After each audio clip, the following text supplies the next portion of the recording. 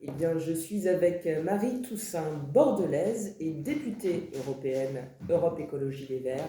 On va discuter de ce projet de maison contre les esclavages. Marie, vous êtes bordelaise. En tant que bordelaise, vous avez grandi aux Aubiers. Qu'est-ce que vous évoque ce projet d'une maison contre les esclavages ici à Bordeaux, forcément avec ce passé négrier pesant pour cette ville? Oui, c'est vrai. D'abord, merci de me recevoir. Je pense que le projet de maison contre les esclavages à Bordeaux, il est absolument essentiel. Et qu'on a besoin d'entretenir cette mémoire, qui est la mémoire à la fois de la ville, du pays, et peut-être, je crois qu'on en parlera après, de l'Europe, parce que l'Europe s'est en partie construite sur ce passé négrier esclavagiste. On y reviendra. Mais la question de l'entretien de la mémoire des esclavages, puisque c'est l'objectif de la maison de traiter des esclavages et pas uniquement de l'esclavage négrier, elle est cardinale. Elle est cardinale parce que on a eu un travail d'historien, d'histoire, pour informer, alimenter cette connaissance sur des faits qui sont aujourd'hui des faits établis, non disputables, en tout cas normalement. Mais si on veut éviter ces querelles de mémoire, eh bien, il faut qu'on puisse avoir aussi ce travail de mémoire qui soit fait. L'histoire et la mémoire, c'est assez différent. Et c'est vrai que dans une ville comme Bordeaux, avec un passé historique si fort, avec des rues qui portent encore le nom de ces négriers esclavagistes, on a besoin d'entretenir ce travail de mémoire. Et évidemment, le travail de mémoire, il éclaire aussi le présent.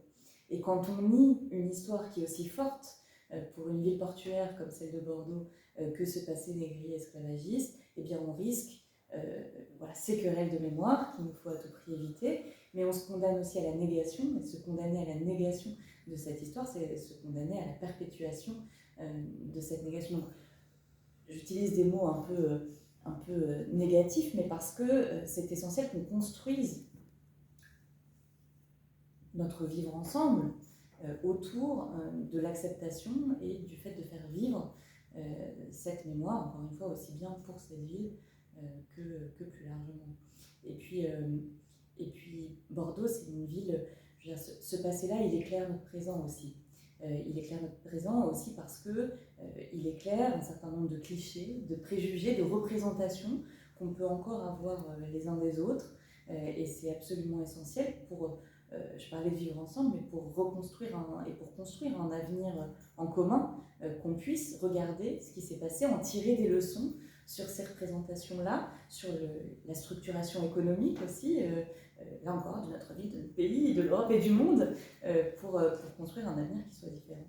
Sur le qualificatif de ce projet, on a choisi d'en faire une maison, pas un musée, ni un mémorial. Qu'est-ce que vous pensez de cette option? Je crois que c'est une bonne option. D'abord parce que c'est la vôtre, celle de l'association Mémoire et Partage qui porte ce projet et que c'est important qu'on y mette les valeurs, mais aussi l'émotion qu'on a envie d'y mettre. Je crois que le terme de maison, il fait appel à la convivialité et il répond aussi à cet objectif, non pas de faire vivre une mémoire quelque part morte, mais une mémoire qui est vivante, qui se tourne vers l'avenir et qui allie toutes les parties et tous les héritages de ce passé esclavagiste qui est susceptible aussi de faire vivre les histoires et les futures mémoires d'esclavage au pluriel et d'exploitation qui sont encore bien présentes. Donc ce terme de maison, c'est vrai qu'il est inspirant. Justement, qu'est-ce que vous imaginez pouvoir trouver dans cette maison contre l'esclavage?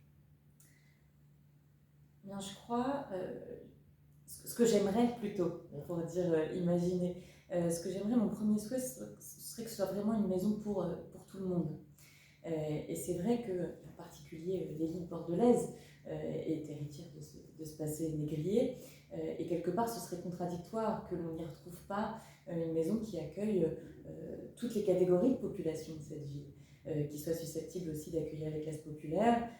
Je crois que Mémoire et Partage est aussi investi aux côtés de la Maison des Livreurs qui vient d'ouvrir à Bordeaux et c'est essentiel que cette maison puisse accueillir tout le monde. Donc il faut trouver les activités et les expositions ou voilà, documentaires, etc., qui soient susceptibles d'accueillir tout le monde. Mon deuxième souhait, ce serait que cette maison s'ouvre avec une démarche particulière au public scolaire, parce qu'on a besoin que les jeunes générations soient informées de ce qui s'est passé, les bien en tête, et comme je le disais tout à l'heure, la négation de notre passé, c'est finalement la condamnation à la perpétuation. Or, on ne veut plus jamais que cela arrive, et donc c'est assez essentiel. Donc derrière, on peut y trouver plein de choses. Je pense qu'effectivement, il faut qu'il y ait à la fois des expositions, des visionnages de films, des débats, des activités, et je crois, on a commencé à évoquer le sujet européen, mais je crois que c'est important aussi. L'économie européenne et la prospérité européenne s'est en partie construite sur l'exploitation à la fois des êtres humains, la chosification et la marchandisation des êtres humains, et sur l'arrachement d'êtres humains à leurs terres et l'exploitation d'autres terres. Je suis écologiste, je suis aussi juriste, donc je vois bien ce que ça peut avoir et entraîner comme conséquence, mais je crois que ça pourrait être vraiment intéressant aussi qu'on montre ces dynamiques de construction qui sont à la fois celles donc, des représentations, de la chosification d'êtres humains, du mépris voilà, qui a eu lieu et qui se perpétue à de maints égards encore aujourd'hui, mais aussi retracer l'histoire de cette économie, de comment est-ce qu'elle a structuré et façonné le monde tel qu'on connaît aujourd'hui, un monde qui continue à broyer les êtres humains, à écraser les êtres humains et dans le même temps à détruire les écosystèmes. Et je crois que peut-être que montrer comment les choses se sont imbriquées et finalement se perpétuent, persistent encore aujourd'hui pourrait être intéressant. Vous parliez de l'Europe, vous êtes députée européenne. Est-ce que ce sujet de la mémoire de l'esclavage transatlantique s'invite à des débats au Parlement européen, ou est-ce qu'il faudrait que l'Europe prenne plus la mesure de cette question? Les deux, mon capitaine, si j'ose dire. L'Europe n'a pas encore de politique mémorielle digne de ce nom, ni sur son passé esclavagiste, ni d'ailleurs sur d'autres questions qui sont extrêmement importantes, et on le voit encore au regard de la guerre que la Russie mène à l'Ukraine aujourd'hui. Donc l'Europe a besoin d'une politique mémorielle, et je crois que c'est important et c'est même urgent. En ce qui concerne le passé esclavagiste européen, parce que c'est bien d'Europe qui est parti voilà, ce mouvement de traite et de chosification, l'Europe n'a pas vraiment fait le travail, pas encore. Le Parlement européen a appelé sous cette mandature, quand moi j'étais élue en 2020, à reconnaître l'esclavagisme comme un crime contre l'humanité, comme cela a été fait en France avec la loi Taubira il y a déjà plus de 20 ans, et à instaurer une journée européenne de commémoration. Voilà, donc ça c'était en 2020, c'est une bataille qu'il faut qu'on porte encore, parce que c'est pas si compliqué à mettre en place, et pourtant ça ne l'est pas encore, ça fait 2 ans et demi maintenant que le Parlement européen y appelle. Donc il y a à la fois un vrai manque, c'est une certitude, et puis un vrai appel, une vraie prise au sérieux de ce sujet qu'il faut qu'on continue à porter pour que ça avance. C'est vrai que, et c'est aussi pour ça que je salue ce projet de maison des esclavages, parce que c'est vrai que sur le territoire européen, ça vient finalement beaucoup du bas.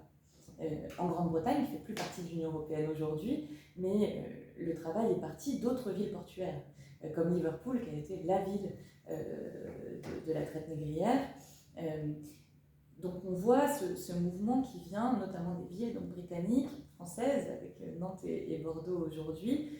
Aux Pays-Bas aussi, il y a des choses qui se passent. Puis il y a encore des pays, dont malheureusement le Portugal, qui a représenté quand même 40% du trafic, qui, malgré avoir des gouvernements de gauche encore aujourd'hui, n'avance pas sur cette question-là. Mais je crois que le fait que l'Europe puisse se saisir de ce sujet ensemble serait un élément important pour les raisons que j'ai indiquées tout à l'heure, et qu'on pourrait avancer sur cette question-là. Et, voilà, je vous disais, je suis juriste, et je sais bien que dans le Code noir, on a parlé des êtres humains comme étant des biens meubles. Et c'est vrai que aujourd'hui, on a encore des problèmes d'esclavage à travers le monde, ou d'exploitation des êtres humains qui s'apparentent à l'esclavage.